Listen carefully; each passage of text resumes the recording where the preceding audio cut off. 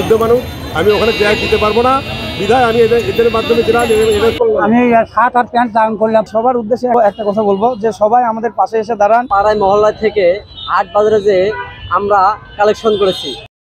অন্য যে কোনো দুর্যোগের চেয়ে এবারের বন্যায় ত্রাণ ও উদ্ধার তৎপরতায় অভূতপূর্ব ঐক্য দেখা যাচ্ছে।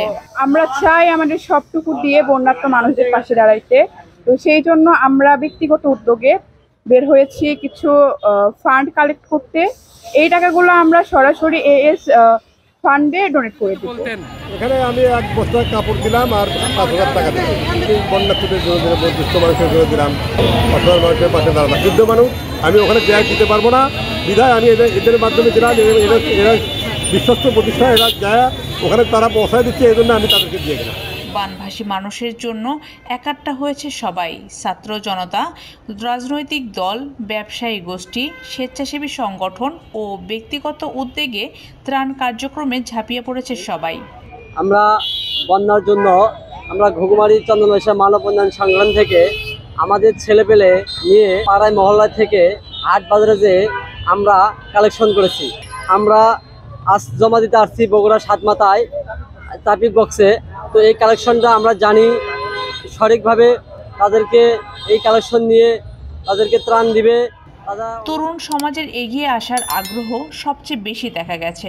পাশাপাশি দেখা গেছে রাস্তায় রাস্তায় দাঁড়িয়ে শিক্ষার্থীরা জনসাধারণের থেকে সহযোগিতা নিতে বিভিন্ন পানীয় ঔষধ থেকে শুরু করে বিভিন্ন জিনিস নিয়ে যাচ্ছে। সেই পরিপ্রেক্ষিতে আমরা বগুড়া জেলায় ছাত্র সমাজ ট্রাফিক বক্স থেকে এখানে বিভিন্ন জায়গা থেকে, এখানে শ্যামলী আছে, আগ্রহী আছে, বিভিন্ন প্রতিষ্ঠান আছে, ইনারা আমাদেরকে সহায়তা করতেছে। এবং আশেপাশে যারা আছে বিভিন্ন প্রতিষ্ঠান এবং বিভিন্ন স্কুল কলেজ, এছাড়াও সাধারণ জনগণ, তারা সর্বোচ্চ চেষ্টা করতেছে আমাদের পাশে থাকার। আমরাও চাই যে আমরা সবসময় দেশের সেবা করার জন্য নিজেদের জীবন বিলিয়ে দিব। আমরা প্রথম দিন বগুড়াতে আমাদের এই ট্রাফিক বক্স সাতমাথা ট্রাফিক বক্সে আদায় করেছিলাম 2,20,590 টাকা। আর দ্বিতীয় দিন আমরা কালেকশন করি 1,62,664 টাকা। আর অনলাইনের মাধ্যমে মানে বিকাশ, নগদ, অনলাইনে আমাদের 5800 টাকা। এই মোট মিলে 3,89,054 টাকা আমাদের মোট আদায় হয়। আর বিভিন্ন জায়গা থেকে খাবার আসতেছে, এখনও চলমান আছে আমাদের আদায়গুলো এবং থাকবে। আমরা একটা টিম অলরেডি মানে চলে যাব আজকে রাতে। আর আমাদের যে এখানে যতগুলো টিম মেম্বাররা থাকবে তারা আদায় করবে এবং আমরা ওখান থেকে যে যে সমস্যার সম্মুখীন হচ্ছি বা হব, এরা সেইভাবে আমাদের ওখানে খাবারগুলো পৌঁছায় দেবে। সবার উদ্দেশ্যে একটা কথা বলবো যে সবাই আমাদের পাশে এসে দাঁড়ান এবং বিভিন্নভাবে দল ভাগ করে না, একত্রিত হয়ে আমরা সবাই একত্রে ভালো কাজগুলো করি।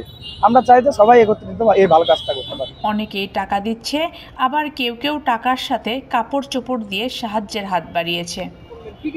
আমি শার্ট আর প্যান্ট দান করলাম 35 পিস। হ্যাঁ, আমি এখানে থাকি, আমার শার্টের কাছে সে শার্ট আমার পাঠাইছে কাপড় দেওয়ার জন্য।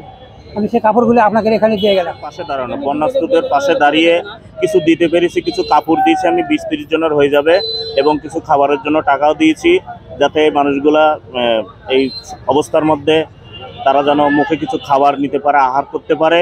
আমরা এখানে আছি খুব ভালোভাবে। তাদের যে কষ্টগুলো দেখে আমরা চ্যানেলের মাধ্যমে এবং মিডিয়াতে দেখে খুব কষ্ট অনুভব করছি। তাদের কষ্টের পাশে যেন আমরা বাঙালি সবাই যেন দাঁড়াতে পারি, সেই জন্য তাদের সহযোগিতা করার জন্য আমি এখানে এসেছি। অনেক প্যান্ট, শার্ট, লুঙ্গি, তারপরে মহিলাদের জন্য জামা, ওড়না। আর আমরা ওখানে তো যেতে পারতেছি না, এখানে ওই ছাত্রদের মাধ্যমে আমরা এই জিনিসগুলো দিতেছি। আর আমরা ভবিষ্যতে আরও দেব এরকম আশা আছে। আমরা বিভিন্ন জায়গা থেকে এসেছি এবং আমরা শুধুমাত্র কাপড় যাদের মানে পরে না আর কি, যারা হয়তো ব্যবহার করে না, সেক্ষেত্রে যে কাপড়গুলো থাকে সেই কাপড়গুলো আমরা সংগ্রহ করতেছি। এই কাপড়গুলো একটা ধরেন যে যাচাই বাছাই আছে, যাচাই বাছাই কার্যক্রম পরিচালনা করে রাতে এই কাপড়গুলো পাঠাই দেবো। যে তারা আমাদেরকে কাপড় দিয়ে নিজেকে ধন্য মনে করতেছে বা মানুষের যে সহযোগিতা, এটা আসলে ভিন্ন রকমের একটা সহযোগিতা পাচ্ছি আমরা।